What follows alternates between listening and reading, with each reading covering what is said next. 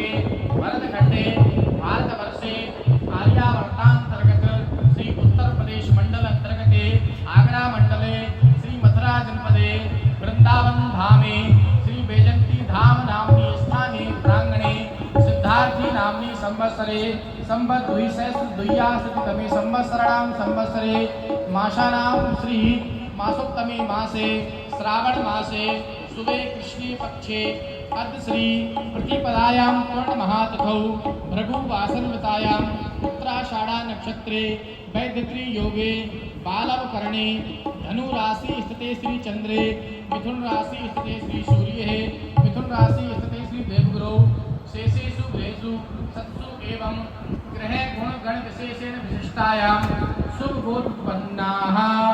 अपने अपने गोत्र का उच्चारण कीजिए सभी लोग। आपका जो भी गोत्र है उसका उच्चारण कीजिए, आपका जो भी नाम है उसका उच्चारण कीजिए। जैसे आप ब्राह्मण हैं तो आप कहेंगे ब्राह्मणोहम, अगर आप क्षत्रिय हैं तो आप करेंगे क्षत्रियोहम, अगर आप वैश्य हैं तो आप करेंगे गुप्तोहम, अगर आप चतुर्थ वर्ण के हैं तो आप कहेंगे दासोहम। शुभ नामनोहम यजमानस्यः श्रुति स्मृति पुराणोक्त पुण्य फल प्राप्त्यर्थम ही जन्म जन्मांतर सिद्ध्यर्थम कायिक वाचिक मानसिक पापक्षय पूर्वकम धर्म अर्थ काम मोक्ष चतुर्विध प्रसाद सिद्ध्यर्थम प्रेमा पुमर्थो महान पुरुषार्थ सिद्ध्यर्थम मनीप्त कामना सिद्ध्यर्थम लोके वा राजपायां तद्वारे वा यशो भय व्याधि मृत्यु परिहार द्वारा आयु आरोग्य ऐश्वर्याभिवृद्धर्थम चहि जन्म जन्मांतरे सिद्ध्यर्थम अतल वितल सुतल तलातल रसातल पाताल आदि उर्लोके भवलोके स्वर्लोके महलोके जनलोके तपलोके सत्यलोके अयोध्या मथुरा माया काशी कांचनवंतिका हरिद्वार वशिष्ठैव सप्तेति मोक्षदायका नद्येभ्यो एवं श्री वृंदावन धामे श्री बैजंती आश्रम नाम्नि स्थाने प्रांगणे श्री अपने अपने गुरुदेव भगवान का ध्यान कीजिए। श्री परम पूज्य प्रातः स्मरणीय गुरुदेव श्री आचार्य श्री पुंडरीक गोस्वामी नामनोहम गुरु दीक्षा प्राप्ति कामनार्थम एवं श्री सकल कामना संसिद्ध्यर्थम मम श्री आवाय सर्वेभ्यो कुटुंबस्य श्री अपने अपने नाम गोत्र का उच्चारण करके भगवान गुरुदेव का ध्यान कीजिए। श्री राधा रमण चरण कमलो प्रीति कामना संसिद्ध्यर्थम एवं श्री वृंदावन धामनी सेवा प्रीति कामना सिद्ध्यर्थम श्री परोपकार आदि सिद्ध्यर्थम प्राप्ति कामनार्थम श्री अपना अपना नाम को लेके बोलिए अहम दीक्षा ग्रहण कर्माहम करिष्ये। ओम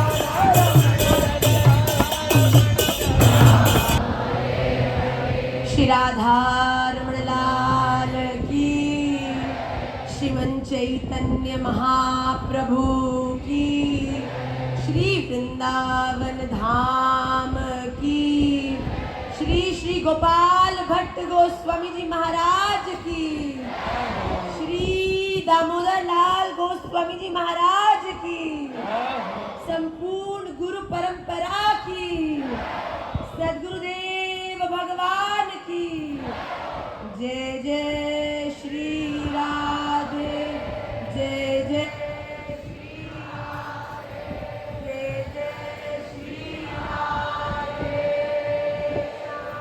निताई गौर, निताई गौर, निताई गौर, गौर प्रेमानंदे। वांछा छू गए क्योंकि शायद आपको छू गए क्योंकि शायद उनकी वो बात आपको अच्छी लगी। नहीं नहीं नहीं, वो शब्द आपको छू गए क्योंकि वो शब्द बोले ही आपको याद दिलाने के लिए थे कि चल सखी कुंजम रति मेर कुंजम। यहाँ पर ठाकुर जी ने बोला है चल सखी कुंजम। आपके जीवन में जितना भी ठाकुर जी के प्रति समर्पण था उससे प्रसन्न होकर अब आपको आपका दूल्हा आज आपका पानी ग्रहण है राधा रमन लाल के साथ। शादी के बाद जैसे सिंदूर मिलता है आज यहाँ बैठे हुए हर एक राधा रमन की प्रिया को उसका तिलक मिल चुका है। आज आप सबको गुरु जैसे पति इस लौकिक जगत में पत्नी को मंगल सूत्र पहनाता है, वैसे ही गुरु इस जीव के कंठ में राधा रमन लाल के प्रेम की कंठी बना देंगे। शादी के बाद चूड़ियों का जोड़ा पहना जाता है, आज आप सबके हाथों में तुलसी माला को पहना देंगे भैया। आज से आपका एक नवीन जीवन प्रारंभ होने जा रहा है। देखिए बात बड़े विचार करने की। आज गुरुदेव आएंगे, इस प्रणाली के विषय में आपको और उद्घाटन करेंगे, पर आज गुरु दीक्षा के पश्चात, विवाह के पश्चात अब मयि एव मन आदत्स्व मयि बुद्धिम निवेशय। अब आप सब ये बात को जान लीजिए कि अब राधा रमन लाल ही हमारे इष्ट हैं। हम राधा रमन के हैं और राधा रमन ही हम राधा रमन के हैं और राधा रमन ही राधा रमन राधा रमन राधा रमन मेरो। महाराज जी आने वाले हैं, उससे पूर्व आपके जीवन में शिक्षा गुरु कितने भी हो सकते हैं। आप स्कूल से लेकर अभी तक अपने जीवन में न जाने कितने लोगों से कहीं ना कहीं इंस्पायर हुए हैं और अपने जीवन में आगे बढ़े हैं, पर आज आपकी दीक्षा के उपरांत आपके परम दीक्षा गुरु एक ही होंगे और वो है ये प्रणाली के आचार्य। ये केवल एक शरीर नहीं है भैया, आप ये मत सोचना महाराज जी मेरे गुरु हैं। आत्मा वै जायते पुत्रः, इस भाव से देखें तो आज जो यहाँ आके विराजने वाले हैं वो श्री गोपाल भट्ट गोस्वामी जी महाराज हैं, वो श्री दामोदर लाल गोस्वामी जी महाराज हैं, वो श्री श्री अतुल कृष्ण गोस्वामी जी महाराज हैं, वो श्री श्री भूति कृष्ण गोस्वामी जी महाराज हैं, वो हमारे महाराज जी हैं। तो इस बात का विचार करते हुए आपके जीवन में आज के बाद आपका विवाह हो चुका है और इस जीवन में साधन कितने भी हो सकते हैं, बात बड़ा ध्यान रखिएगा। आज के बाद औरों के घर में क्या हो रहा है पत्नी को कोई फर्क नहीं पड़ता, अपने घर में क्या होना चाहिए उसका ध्यान रखना पड़ेगा। आज आप सबको महाराज जी के द्वारा दीक्षा के उपरांत सेवा और आपके भजन प्रणाली और आपकी जो पूजा पद्धति है उसके बारे में महाराज जी के द्वारा एक आपको बताया जाएगा। ये बड़ा जरूरी है। अपने गुरु के द्वारा दी हुई सेवा ही आपकी परम सेवा है। राधा रमन लाल अगर आप तक आएंगे तो उसे ही सेवा को स्वीकार करके आएंगे जो आपके गुरुदेव, दीक्षा गुरुदेव आपको प्रदत्त करेंगे। ये बात बिल्कुल समझ जाइए। अब उलझने का समय नहीं, सुलझने का समय आ गया। अब बहुत चीजों में उलझना नहीं है। पहले कुंवारी लड़की हर लड़के में उलझती थी, ये भी हो सकता है, ये भी हो सकता है, ये भी कर लूं तो मिल जाएंगे, वहां भी चली जाऊं तो आ जाएंगे, यहाँ भी कर लूं तो आप मिल जाएंगे ना भैया। विवाह के बाद इधर उधर घूम के स्त्री औरों को देखेगी तो कैरेक्टर कुछ अच्छा नहीं माना जाएगा भैया। मैं यह स्त्री क्यों कह रही हूँ, क्योंकि निकुंज उपासना में परम पुरुष तो हमारे केवल एक। तो कहीं आप फेमिनिज्म लेके मेरे पीछे मत पड़ जाना कोई, या स्त्रियों को क्यों बोल रहे हो। आप आज से जो गुरुदेव आपको सेवा देने वाले हैं वो ही सेवा को पूरी निष्ठा से आपको करना है, कथा श्रवण करनी है। माला जी, हमारी सेवा में, हमारी प्रणाली में विधि से ज्यादा निधि का महत्व है। राधा रमन लाल से प्रेम सर्वोपरि बात है। एक बार क्या हुआ, एक शिष्य, दो शिष्य थे, उनके गुरुदेव कोई लंबी यात्रा में जा रहे थे, तो जाने से पहले दोनों शिष्यों को बुलाया। बड़े ध्यान से सुनिएगा, सार मिल जाएगा आपको आज के बाद करना क्या है। गुरुदेव ने बुलाया और कहा कि मैं 6 महीने के लिए विदेश जा रहा हूं, आप दोनों को मैं काम सौंप कर जा रहा हूं। दोनों शिष्यों को एक एक मुट्ठी गेहूं की प्रदान करी और कहा कि मैं जब आऊं तो मैं चाहता हूं इस मुट्ठी भर गेहूं से तुम कुछ ऐसा करो जिससे मुझे तुम पर फक्र हो। जैसे गुरुदेव गए, पहले शिष्य का अभ्यास था रोज गुरु पूजन करना, गुरुदेव से मिलना, गुरुदेव की आज्ञा का पालन करना। तो उसने सोचा क्या करूं क्या करूं क्या करूं। तो उसने क्या किया, उसने गुरुदेव के द्वारा दिए हुए अन्न को एक बक्से में डाल दिया और बक्से में डालकर उसको गुरु भाव से पूजना शुरू कर दिया। रोज उसी का तिलक करता, उसी की आरती करता, कुछ भी संशय होता तो उस बक्से को ही पूछता, गुरुदेव आप क्या करो। अब दूसरे बालक ने सोचा मैं क्या करूं, तो दूसरे बालक अपने घर चला गया, वो मुट्ठी भर गेहूं लेकर। अपने पिता से कहा क्या कुछ जमीन मिल सकती है कुछ समय के लिए। पिता ने कहा बिल्कुल। पिताजी ने उसको जमीन दी, उसने वो मुट्ठी भर गेहूं उस जमीन में बो दिया।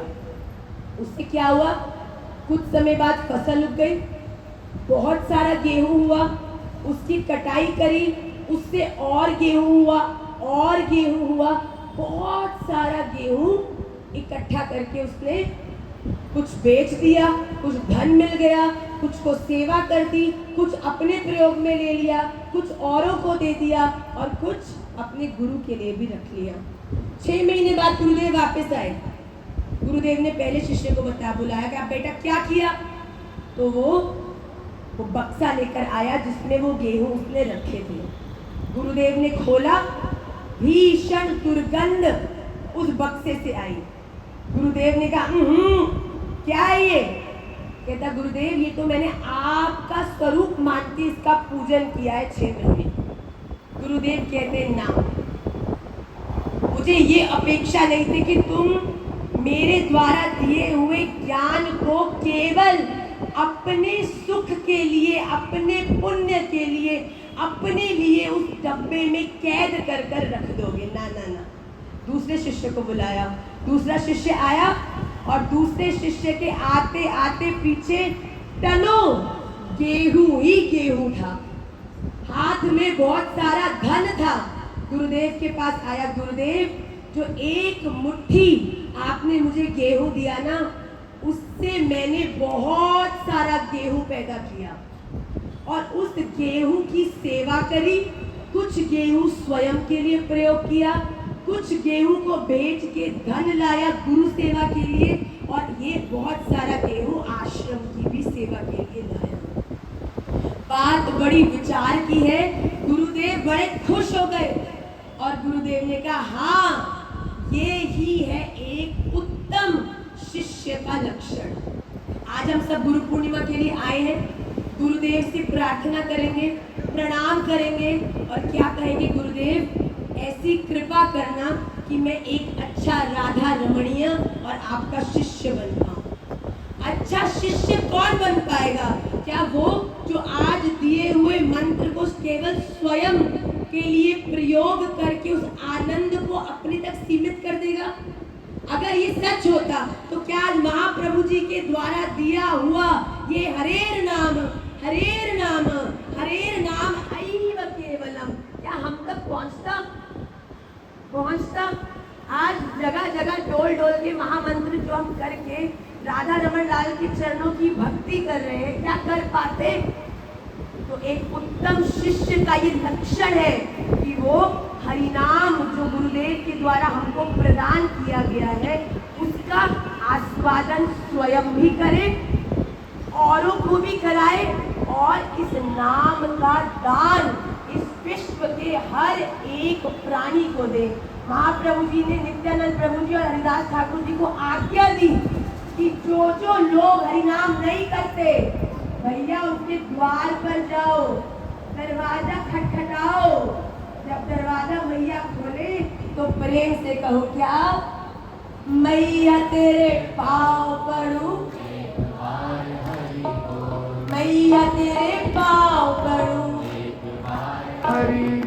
भैया तेरे पाँव पड़ूं।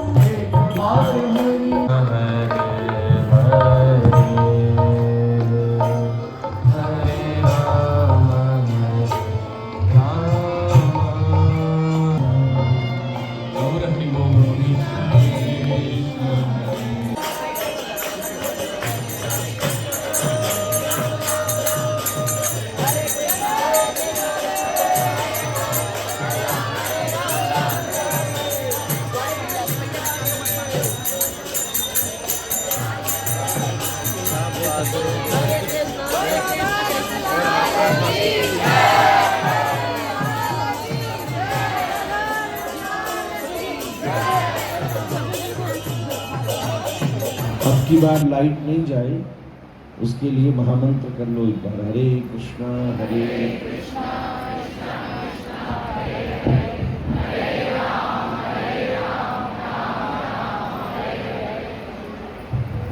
वैसे तो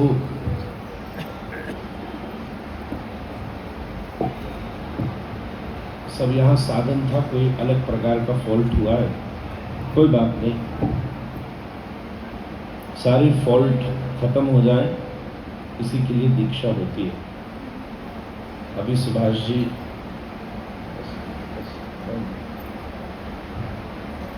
जी आपको कह रहे थे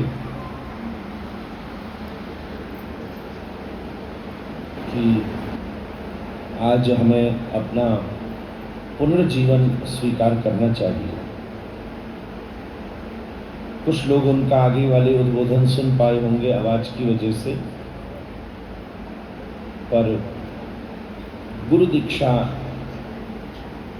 का अर्थ ही यही है कि आज के बाद, आज से पहले हमारा जितना प्रारब्ध कर्म था वो सब नष्ट हो गया। तो अब आगे जो बनेगा उसका क्या? जैसे किसी का विवाह हो जाए तो विवाह के पश्चात अब उसके द्वारा की गई मानो कोई संपत्ति अर्जित की गई है तो उसका अधिकार मायके को नहीं होता, ससुराल को होता है। वो अपनी मर्जी से दे वो अलग बात है, नाम गोत्र भी बदल जाता है।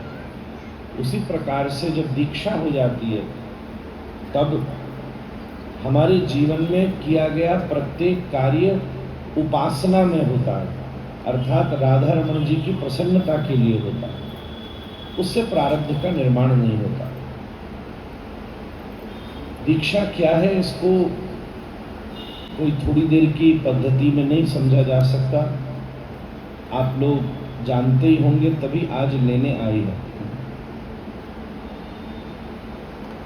विस्तार करने का अवकाश नहीं है। दास ने ये निवेदन किया कि बस ये मानिएगा कि आज से आपके ऊपर राधा रमन जी का पूर्ण अधिकार है।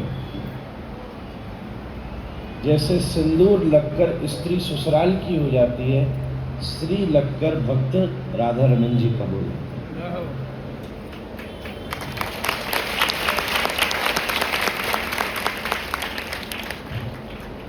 वास्तविकता में हम केवल माध्यम मात्र हैं। आपकी दीक्षा किसी परिवार या व्यक्ति विशेष से नहीं हो रही है, बल्कि राधा रमन जी की श्रीमद् गोपाल भट्ट गोस्वामी परंपरा से हो रही है। जहाँ अनंत आचार्य चरण पार्षद रूप में उपस्थित होकर जीव को उपासना और इष्ट प्रदान करते हैं। कल रात्रि हमने उस पर कुछ चर्चा कर ली है। सही बात तो ये है, अभी आपकी निमाई पाठशाला की आदरणीय कुलपति जी ने भी आपको दीक्षा के विषय में सब बता ही दिया होगा। मैं बस क्रम को शुरू करूं क्योंकि समय सीमित है। बस एक दो चीज उसमें ये कहूंगा, हमारे यहाँ महामंत्र, फिर एक और विशिष्ट मंत्र, फिर कभी जीवन में अवसर बने तो एक और विशिष्ट मंत्र दिया जाता है। किसको कौन सा मंत्र दिया जाएगा इसका निर्णय ठाकुर जी की प्रेरणा से दास करेगा।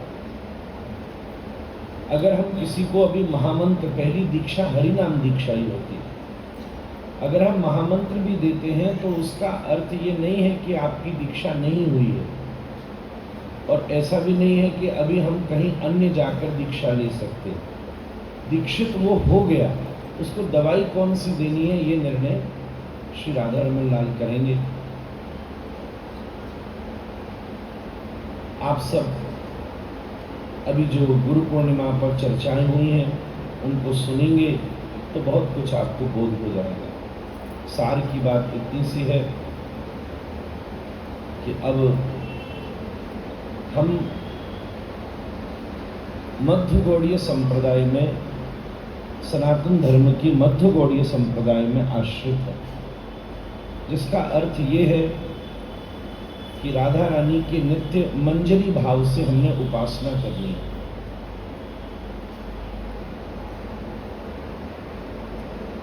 अर्थात श्री युगल सरकार को प्रसन्न करने का प्रयास करना है। अगर मंजरी भाव से राधा रानी की और राधा रानी की सखी सहचरियों की दास बनने से, दासी बनने का लाभ क्या है कि किशोरी जी राधा रमण का जो भी अत्यंत सुख है वो प्रसन्न होकर के उस मंजरी को प्रदान कर सकती है। कहने का अर्थ यह है कि सीधा राधा रमण जी का किसी ने हाथ भी पकड़ लिया तो उसको वो सुख की प्राप्ति नहीं हो सकती। जो सुख की प्राप्ति श्री राधा रानी की कृपा से उस मंजरी भावयुक्त भक्त को प्राप्त हो सकती है। समुद्र का सीधा जल खारा होता है और बादलों से बरसता है तो स्नान भी करा देता है, पान भी करा देता है। हम मध्य गौड़ीय संप्रदाय की इस प्रेम मार्गी शाखा में आज दीक्षित हो रहे हैं। उसका प्रधान लक्ष्य है मंजरी भाव से युगल सरकार की उपासना, ये वृंदावन की विशुद्ध भक्ति।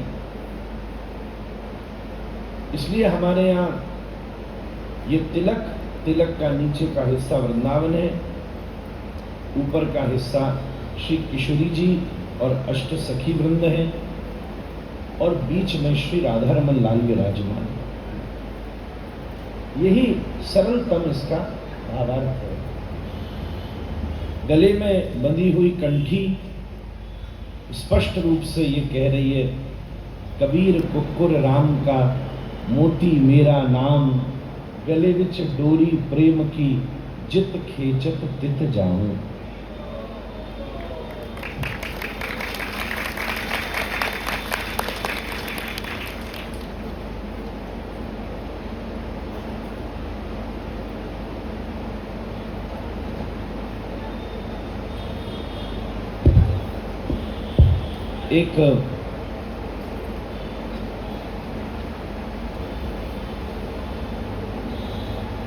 एक होता है सड़क पर डोलने वाला कुत्ता, उसको कोई भी मार पीट देता है, पर अगर कोई पालतू कुत्ता होता है तो उसको किसी को मारने की हिम्मत है? बताओ। पालतू कुत्ता को डंडा भी नहीं मार सकता कोई। गले में पट्टा बांधने का मतलब ही यही है कि इसका कोई मालिक है। तुम उसको खिलाओगे भी नहीं, मर गया तो गड़बड़ हो जाएगी, मारोगे भी नहीं। एक होता है सड़क पर डोलता है, एक होता है पालतू होता है। अब ये तुम्हारे हाथ में है कि तुम डोलने वाले होना चाहते हो कि गले में राधा रमन जी का पट्टा डालना चाहते हो। यही बात। मंत्र उपासना हमको अवश्य करनी है। कम से कम 4 वस्तु, नित्य नाम जप, सप्ताह में 1 बार गौ सेवा, महीना में 1 बार कम से कम हरि कथा श्रवण, और वर्ष में कम से कम 1 बार धामवास।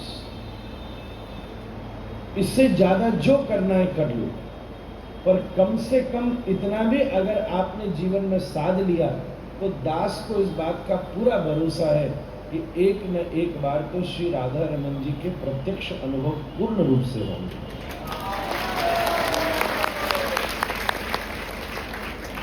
इतना भी पक्कीपन से साध लिया।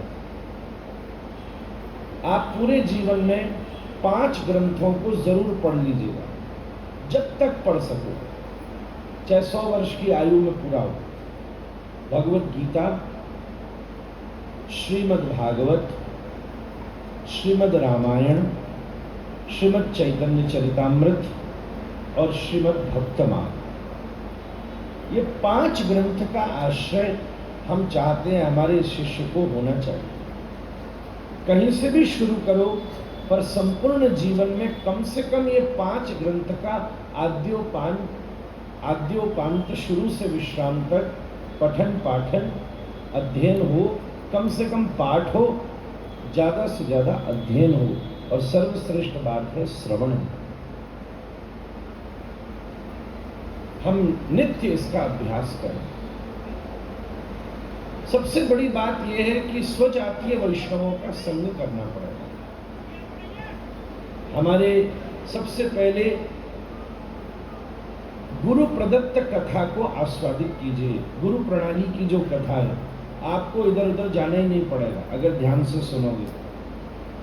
फिर भी इसके बाद अगर इच्छा जागृत रहती है तो प्रयास करना चाहिए कि अपनी संप्रदाय विशेष के वैष्णव को श्रवण करने से हमारे भाव की पुष्टि होती है।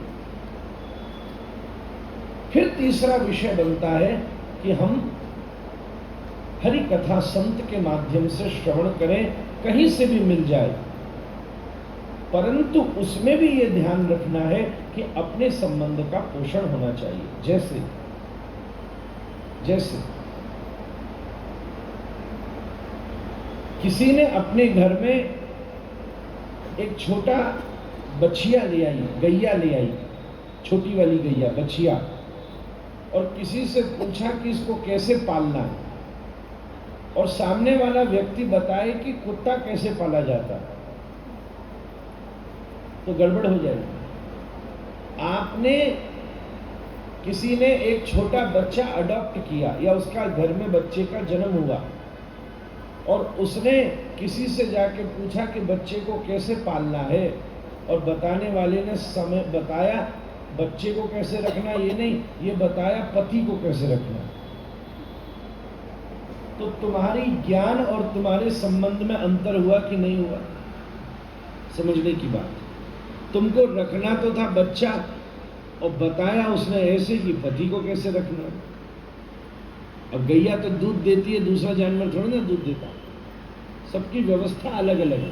तो सबसे पहली बात, हमारा जो राधा रमन जी के साथ आज संबंध बना है वो कौन सा संबंध है? माधुर्य संबंध, प्रेम रक्षणा भक्ति का संबंध। सरल अर्थ में कहूं कि राधा रमन जी हमारे प्रियतम हैं। कहीं संबंध है कि राधा रमन जी हमारे स्वामी हैं, कहीं संबंध है कि राधा रमन जी हमारे सखा हैं। हाँ, प्रिय होने में भी ये सब हो सकता है, पर पहली बात, अगर राधा रमन जी 5 ऑप्शन देंगे कि भैया तू चाहे तो मैं तेरा स्वामी बनूं, आज तुझे मैं 5 चीजें देता हूं। जैसे हम बुफे लगा देते हैं कि तुम्हारी इच्छा हो सो खाओ, मीठा खाना है खाओ, तीखा खाना है खाओ। अगर ठाकुर जी बुफे लगा देवे कि आज तेरी इच्छा हो तू मुझे स्वामी मान, आज तेरी इच्छा हो सखा मान, आज तेरी इच्छा हो मुझे अपना बच्चा मान, आज इच्छा हो मुझे पिता मान, आज इच्छा हो मुझे तुझे एक मान, आज इच्छा हो तू मेरे रूप को भी मत मान, आज इच्छा हो तू मेरे गुण को भी नहीं मान, आज इच्छा हो तू मुझे अनेकों हाथ वाला मान, आज इच्छा हो तू 4 हाथ वाला मान, आज इच्छा हो तू मुझे घोटू पर चलने वाला मान।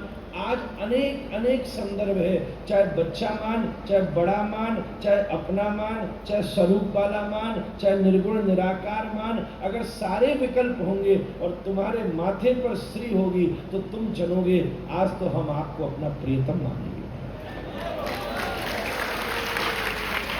ये सब नहीं चाहिए प्रभु,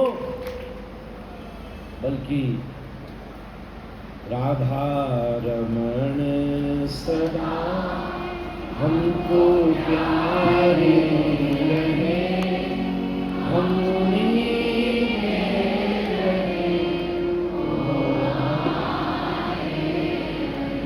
तो महाराज आपने एकादशी का व्रत अवश्य करना है। आपने अपना आहार व्यवहार विचार पवित्रतम रखना है। तीसरी बात, अध्ययन शास्त्र का करना है। अगली बात, आपने अपनी प्रणाली अपनी परंपरा के विषय में प्रचार भी करना है। और अगली बात, कहीं न कहीं किसी न किसी रूप में सेवा करनी है, जो अपने पास गुण है। चित्रकारी का गुण है तो चित्रकारी से, परिपाक का गुण है तो परिपाक से, संगीत का गुण है तो संकीर्तन से, बेटा फोटोग्राफी का गुण है तो राधा रमन जी, संतों की, वृंदावन की, जैसी जिसकी भगवान ने जो गुण दिया उस गुण से। ऐसा तो आज कोई नहीं जिसमें कोई गुण नहीं है। कम से कम सोने का तो गुण हो गई। तो क्रोध आए, काम आए तो सो करके सपने में राधा रमन जी का दर्शन कर लो। जे अगर मिठाई की दुकान पे जा रहे हो तो मिठाई तो खरीदने जा रहे हो, गंगा जी में उतरे और कहो वाह जमुना महारानी की जय हो, तो क्या कमाल करता है। ज्यादा ले लियो का प्रसाद, क्या बात है। इसीलिए अगर उद्देश्य भगवत प्राप्ति है, ये मूल उद्देश्य है, इसलिए आप यहां बैठे हो इतनी गर्मी में हम हो रहा। अब निष्ठा किसको कहेंगे? जैसे आम खरीदते हो तो भी छिलका गुठली उतार के फेंक देते हो।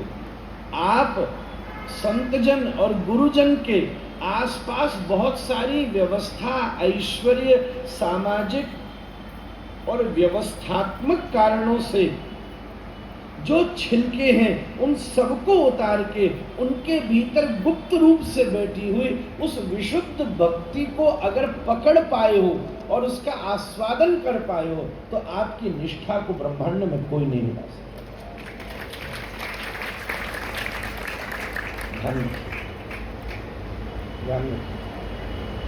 एक होता है मक्खी की तरह शिष्य। मक्खी मल पर भी बैठती है, भोजन पर भी बैठती है, सब करेगा, प्याला माला, चेला तो है, चल ठीक है, पर मक्खी है क्या करे। तो जब मक्खी जैसा मक्खी खोपड़ी बैठती है तो आदमी उड़ा देता है, मक्खी जैसा चेला बैठता है तो गुरु भी उड़ा देता है। मगर थोड़े दिन प्रयास करता है कि ये मक्खी बन जाए, मधुमक्खी तो अच्छा रहेगा, न बने तो ठाकुर जी हमारे ऐसे उसे अपने आप सीताराम कर देते हैं। दूसरा शिष्य होता है मधुमक्खी की तरह। मधुमक्खी मल पर नहीं बैठेगी, फूल पर ही बैठेगी और शहद को इकट्ठा कर लेगी, पर आश्चर्य की बात यह है खाएगी नहीं कुछ। एक चेला ऐसा होता है जानता सब है, ये राधा रमन जी, ये वृंदावन, ये चैतन्य महाप्रभु, षट संदर्भ ये कह रहे हैं और भक्ति हरिभक्त विलास ये कह रही है, भागवत जी का 6वां श्लोक ये बोलता है, श्रीमद् भगवत गीता का अर्थ ये है, और खुद ने कोई टेढ़ी नजर से देखे तो ऐसा लगे ज्वालामुखी फूट गया उसके भीतर। मतलब चैत तो इकट्ठा बहुत है पर खाओ कछुआ। तीसरी चेला होता है भौरे की तरह। भौरा अगर 10 फूल हो तो कमल पर ही बैठेगा, इधर उधर नहीं जाएगा, कमल पर ही बैठेगा। ऐसे ही एक शिष्य होता है जो केवल श्री कृष्ण का ही आश्रय लेगा, कृष्ण भक्तों का ही आश्रय लेगा और उसका सार लेकर उड़ जाएगा। पर एक समस्या है भौरे का, भौरे का भी कमल फिक्स नहीं है। आज इस कमल, कल उस कमल, परसों उस कमल, नरसों वो कमल, उसका बगिए निश्चित नहीं है।